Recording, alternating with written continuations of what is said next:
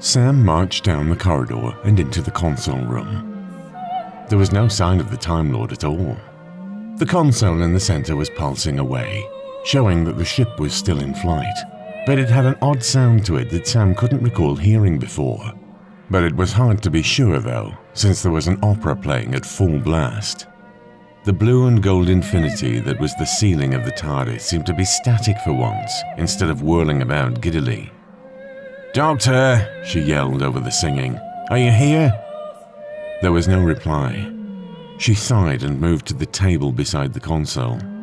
The pot of tea there was still warm, though the cup beside it was empty. He couldn't be far away then. "Doctor!" she yelled again, but she knew he could never hear her over the singing. "Stupid fat cow," she muttered. Crossing to the console, Sam tried to recall which switch controlled the CD or tape or whatever it was that was playing. She was pretty sure it was one of two rather ornamental brass levers. She pushed them both back to 0. The music stopped. From the doorway that led to the outer doors, the doctor appeared. He was frowning slightly. "Why did you turn off Che Suave's Everetto?" he asked. "Don't you like the Marriage of Figaro?" He had taken off his coat and looked slightly disheveled. In one hand he held a piece of some intricate mechanism, in the other his ubiquitous sonic screwdriver. Despite the dab of dirt on his nose, he still looked like some disenfranchised 19th century poet. "Puccini's fine, Doctor," Sam began. "Mozart," he corrected her. "Okay, Mozart, but you couldn't hear me over the fat lady." He raised one eyebrow. "I don't mean to be rude, but I was listening to her first, and it's a duet between the Contessa and Susanna." Sam pointed to the mess on the TARDIS floor. "What are you doing? Is the TARDIS acting up?" "No, not really. I just thought this was a perfect time to do a few small repairs, that's all." She eyed the mechanism he was holding suspiciously. "And what's that?" "The TARDIS lock. I've wanted to adjust it ever since the master kept popping in and out of my TARDIS in San Francisco. It won't take long." "The lock?" Sam was aghast. "You mean anyone can just walk in while you're playing with that thing?" "I'm not playing," the doctor said. "We're parked around a nebula after all, not in Piccadilly Circus. Of course I had to disconnect the time rotor so I could take the lock apart. There are fail-safes to prevent me doing it in flight. But we're not really going anywhere in a hurry." "The TARDIS can't fly?" Sam asked. "Sam, there aren't many petrol stations that can strip and service a TARDIS, and it's simple to do. It'll take me about an hour and we can be on our way again. Just enjoy the peace and quiet while you have it. Would you mind popping Mozart back on? I work better to music." Sam moved the ornamental levers back to the position she'd found them in, and the opera recital started up again.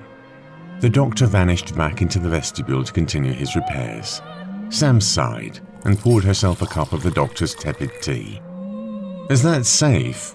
She gestured at the denuded door. "There's not much between us and hard vacuum right now, is there?" "There's plenty. And there's the force field outside of that. I'm almost certain I didn't turn that off." Sam took a deep breath. "Maybe it would be a good idea to check," she suggested, with mock sweetness. The doctor laughed and bounded to his feet. "What a good idea," he said enthusiastically. He stopped before he reached the console, staring up at the starscape. "Hello, we've got company." Sam followed his gaze and saw a small image of a starship of some kind. The USS Enterprise it was not. It looked like something a couple of model makers might have assembled if they dropped a couple of kits together, scrunched them around, and then decided they had to use every part while imbibing ferocious amounts of alcohol. In short, it was an eyesore. "Is that company as in good company, or as in rape, plunder and pillage?" she asked politely. "The former, I hope," he replied. "I wonder if they'd care for a spot of tea." He bent to examine the controls. "That's odd. Oh, that's right, I disengaged the drive, didn't I?" He started working on the controls, with one eye still on the image above them. "That's interesting. It's a Bussard ramjet. I haven't seen one of those in centuries." He pointed to two thick fins on either side of the ungainly craft. "Those are the intakes. They suck up whatever's in their path and use it for fuel. Very efficient." "Doctor," Sam said, "in case you haven't noticed, we're in their path." Don't panic, he said without looking up. It's just a few minutes' work. The doctor looked at the controls in desperate hope. The HADs! Maybe they're working still.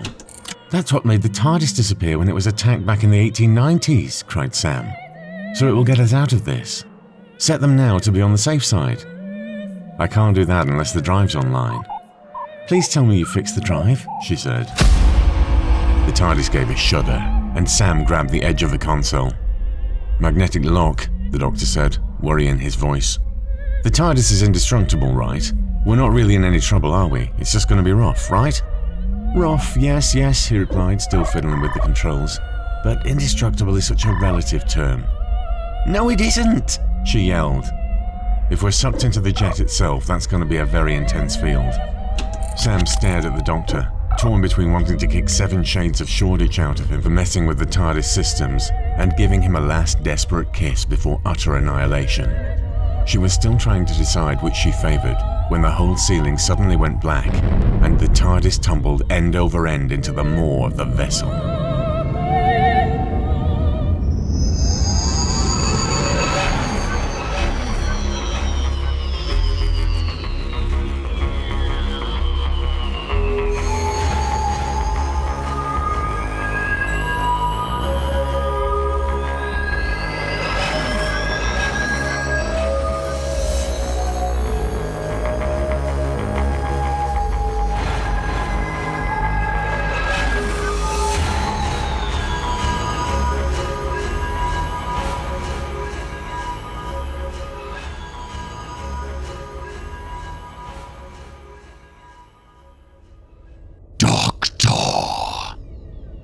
The voice was more mechanical than human, and Sam hated it instantly.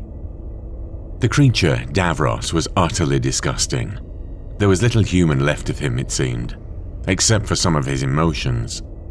The word had been purred almost affectionately, but Sam could tell that there was no love lost between the doctor and this creature. It had to be you, Davos said, reviving more each passing second. Yes, the doctor agreed. I suppose it was inevitable, really. Doctor, Sam asked in a stage whisper, who is this? Excuse me, I've been very remiss. The doctor smiled and gestured towards the figure. Genocidal, xenophobic maniacs, number 1 in a seemingly endless series. Sam, this is Davos. Davos, this is Sam. He lowered his voice very slightly. He doesn't shake hands. You should just curtsy. I know his name, Sam said. You mentioned him on Tractis. You don't exactly sound like old friends. Quite the opposite, he replied. Davos is the person who created the Daleks, and like all would-be gods, he created them in his own image. That's why they're twisted creatures, without conscience or mercy. Without weaknesses, Doctor, Davos stated. The light in his forehead was pulsing softly. Without strengths, the doctor countered. Without a future, without a hope. Davos gave an electronic rattle that Sam realized was a laugh. It chilled her because it sounded both mechanical and insane. It was quite clear that Davos was completely barking. Much as I enjoy sparring verbally with you, Doctor, I can see that you are not alone. Then his voice took on a note of alarm. Thals? Thals, agreed Delaney, stepping forward. There was a smile on his face, and Sam could understand it. The Thals must really have it in for Davos for creating their greatest foes. And you are in our hands now. Your Daleks will not be able to rescue you. His Daleks are dead, the doctor said flatly. He destroyed them. Yes, Doctor. You tricked me into using the Hand of Omega to destroy them. No, Davos, you tricked yourself. I told you nothing but the truth. You unleashed its power and destroyed your world and your army. You're powerless now. He turned to Delaney. Are you telling me that your whole mission here was to capture Davos and take him for trial? No, Doctor, Delaney answered. I'm not here to try Davos. I'm here to make him an offer.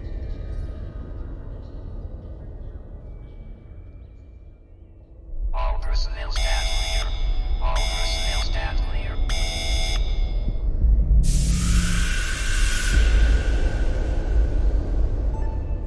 As the Thal ship's airlock door hissed open, the Red Dalek glided into the enemy craft. Warrior Daleks streamed after it to secure the ship and prepare it for its journey. There were 3 Thals waiting, all unarmed.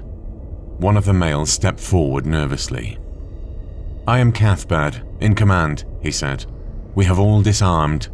You are no longer in command, The Red Dalek replied. The Daleks own this vessel.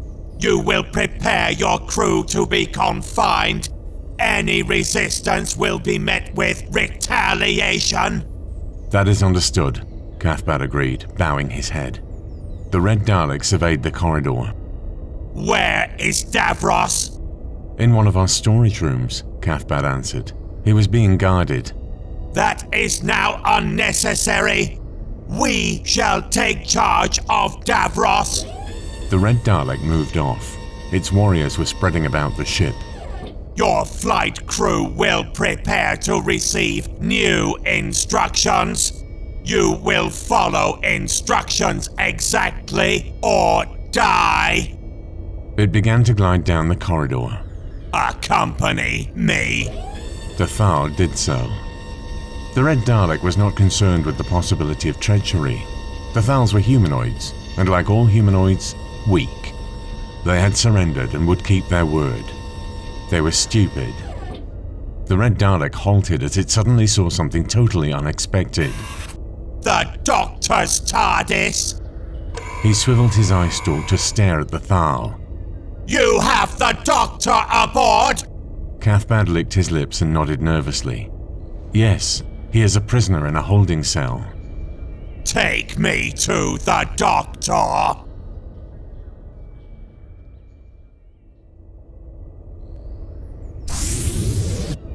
Davros whirled to face the door as it slid open. To his surprise, the Red Dalek in the doorway did not fire. Instead, it regarded him steadily. Davros was puzzled to note that one of the Thals had accompanied it. Davos, The Red Dalek stated. you are being taken back for trial. You will be given minimal contact with Daleks. You will be executed at the end of the trial. Why this insistence on a trial for me? You already know the verdict and sentence. Why bother with this charade? The Red Dalek studied him. The trial is not yours. Davros looked at the Thal.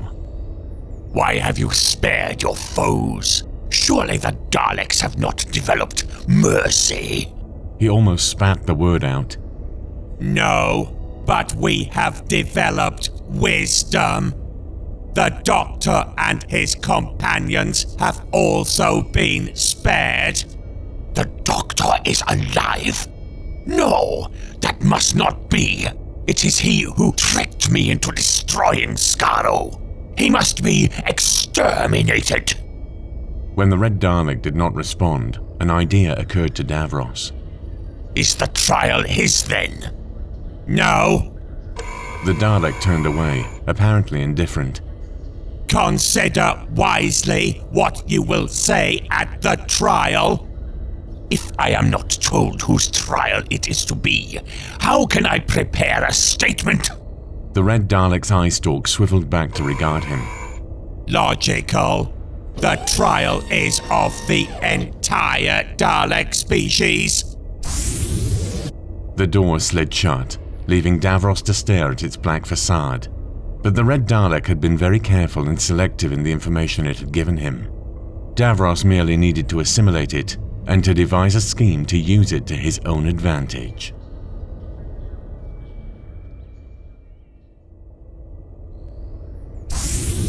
The door opened and a grey Dalek glided in.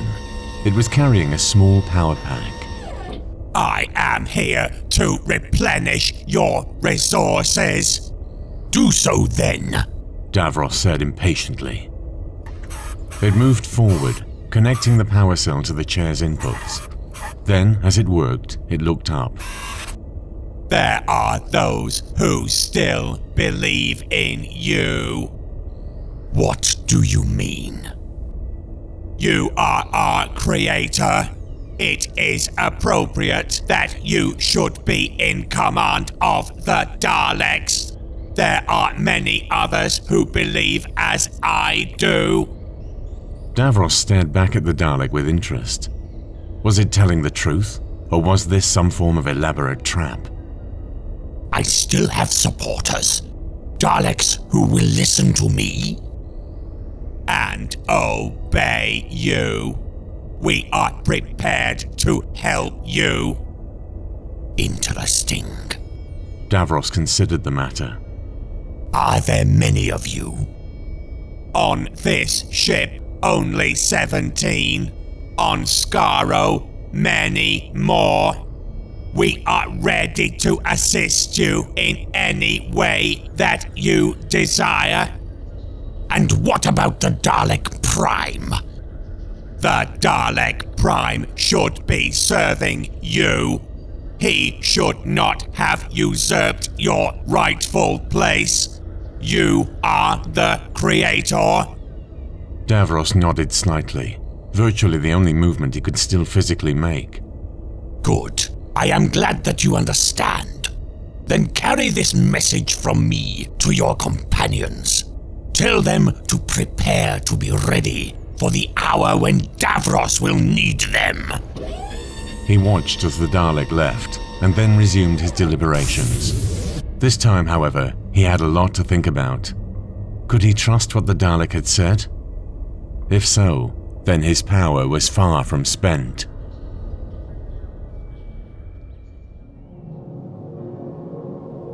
Inside the city, the walls, ceiling and floor were all polished metal.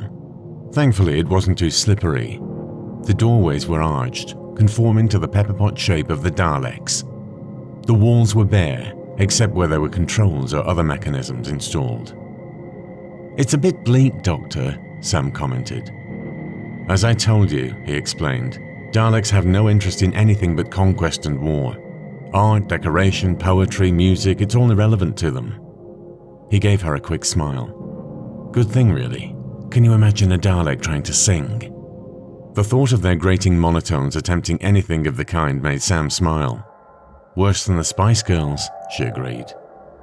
There were many other Daleks moving about, all moving purposely along the corridors. Most were of the grey colour, Sam noticed, but there were occasionally ones in red or black, and some in blue. She nudged the doctor and asked him about this. "That's how you can tell status in Daleks," he explained. "The grey ones, like our friend here, are the warriors. They're the foot soldiers, or in this case, the roller soldiers. Very limited intelligence, good at obeying orders and chanting choruses of 'Exterminate, exterminate!' Next up are the blue Daleks, a bit brighter than on comms. You know, corporals, sergeants, if you like. The red Daleks are where you start to see the real brains. They have a certain autonomy of action and can actually think for themselves." Sam was both bemused and slightly alarmed to see the doctor warm to this subject so thoroughly. "And the black Daleks are in charge of that lot, and are a lot nastier and smarter. Above those are the gold Daleks, they're the elite. And at the top is the Dalek Prime, the one who makes all the big decisions." The Dalek they were following led them to a door at the far end of the control center and triggered the lock. "Thank you, Jeeves," the doctor murmured. He breezed into the next room, Sam close behind him. The ceiling and far wall here were a single piece of glass or glass-like substance. She could see out across the city and most of the way up the mountain range until the clouds closed in. It was a staggering view, incredibly impressive. Doctor! Welcome. Sam and the doctor turned to face their host. It was a Dalek, but not like any she had seen before.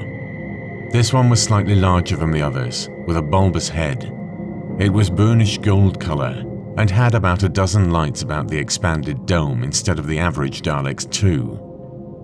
The Dalek Prime.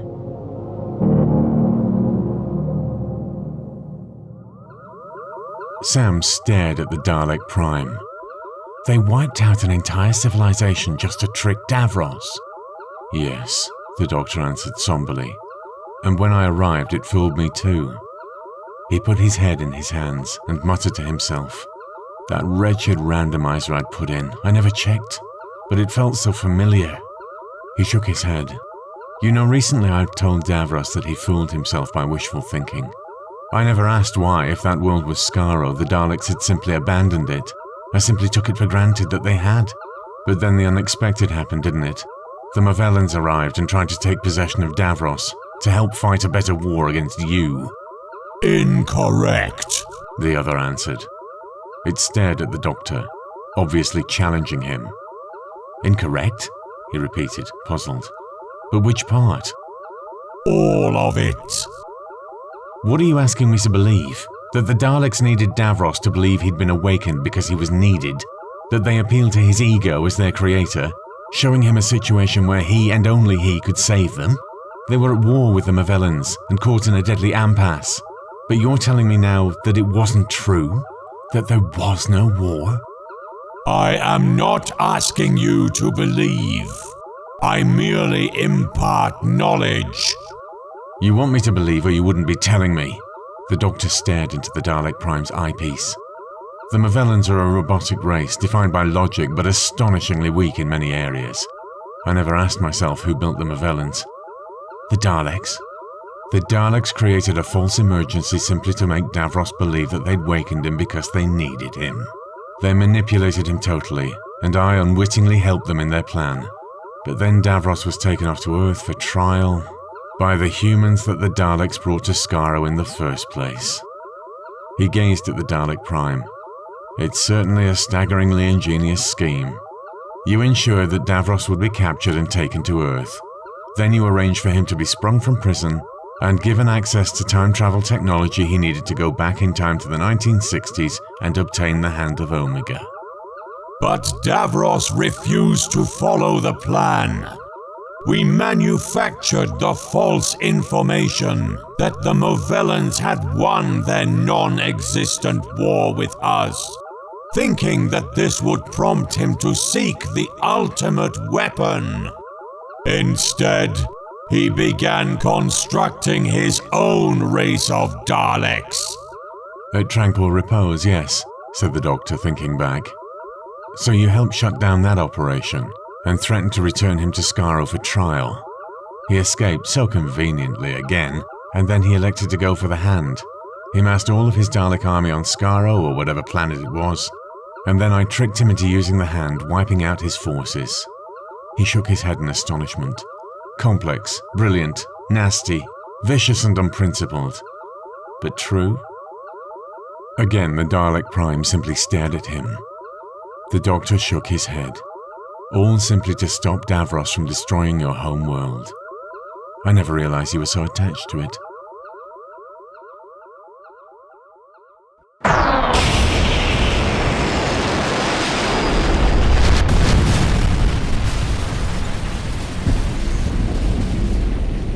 What was that? The Dalek Prime has sabotaged the kill cruisers. The captured ship was destroyed before it could fire on the tower. We must destroy the tower. The Dalek Prime is there, along with the heart of his surveillance network. Once that is down, the Loyalists will be split. Only then can we hope to defeat them. Order all forces to focus their attacks on the tower. The unit at the power station is under assault. They are unable to pull back. Then tell them to fight and die there. We need more troops to attack the tower. All available units are being brought in. The battle will continue. Our margin for success has been reduced. Reduced, perhaps, but not destroyed. We shall win through. It is my destiny to lead the Daleks to the complete conquest of the entire galaxy. I shall succeed!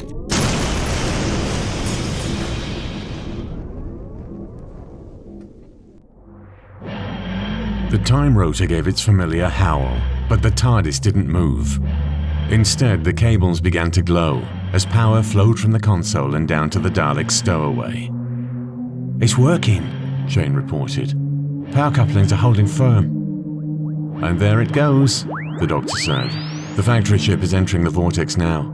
The Thal ship is clean." He cut the power and the rotor fell silent. "Let's reel these in, shall we?" He started to pull on the wiring.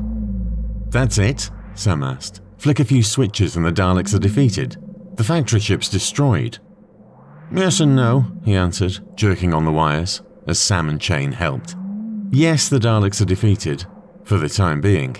And no, the factory ship's not destroyed exactly. I rather think it's just been flung back through interstitial time and space." Shane stared at him in horror. "Then we've just sent it somewhere else. We've not solved the problem at all." "Shane, in another time and another place, I think I already have."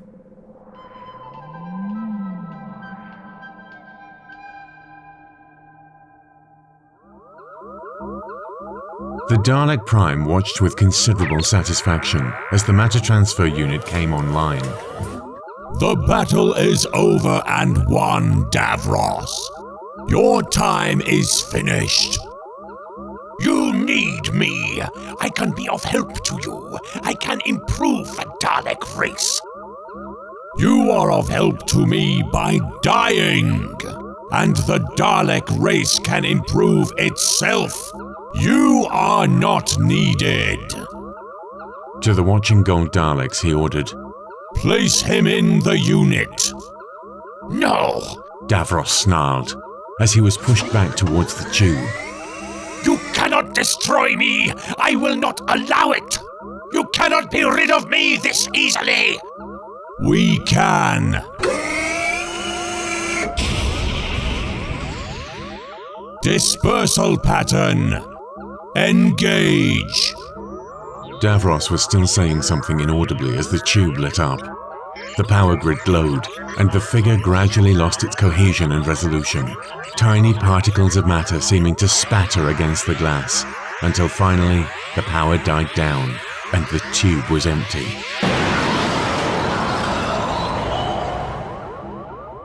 Dispersal complete, The Spider Dalek reported. Davos is destroyed. Good. Purge the system memory. It was always technically feasible that Davros's body and prints could be rebuilt using the memory core of the computer. There was no need to take chances. The Spider Dalek obeyed. Memory core has been purged, It reported, and pulled the block from the machine. It set this on a small pedestal and backed off. Then it fired once. The core exploded, falling in small, smoking ruins. No data could have survived that. The Dalek Prime was satisfied. Davos was finished at last, and the war was over.